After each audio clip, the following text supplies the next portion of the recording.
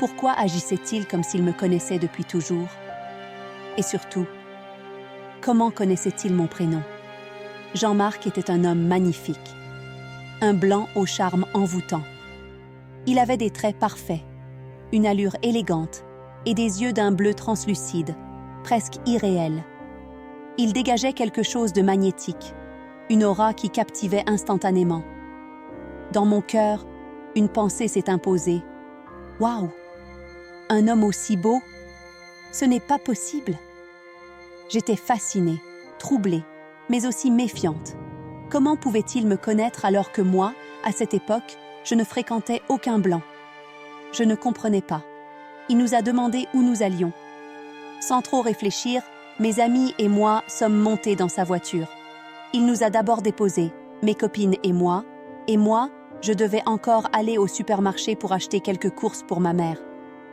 Quand nous sommes arrivés au centre commercial, il a insisté pour faire les courses à ma place. Je n'avais jamais vécu quelque chose d'aussi surprenant. Il a rempli un caddie entier, achetant pour ma maison des provisions à hauteur de 280 000 francs CFA. Je n'en revenais pas. Quand il m'a ramenée, je ne voulais pas qu'il me dépose devant chez moi. Mon quartier n'avait rien d'attrayant. C'était un quartier modeste, et j'avais honte qu'il voie la misère dans laquelle je vivais. Alors, je lui ai demandé de me déposer un peu plus loin, sur la route. Il n'a pas insisté.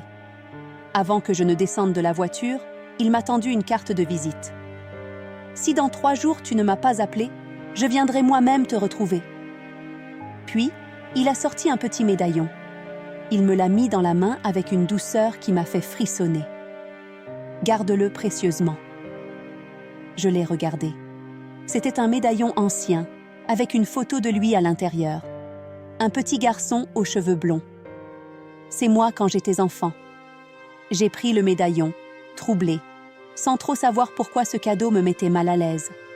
Puis, j'ai ramassé mes sacs et suis partie chez moi. Mais une chose étrange s'est produite. En transportant les courses, j'ai perdu la carte de visite. Impossible de la retrouver. Comme si elle s'était volatilisée, et avec elle, la possibilité de le recontacter. Au bout du 3e jour, je n'avais toujours pas pu l'appeler. J'avais cherché la carte de visite partout, mais elle semblait s'être volatilisée.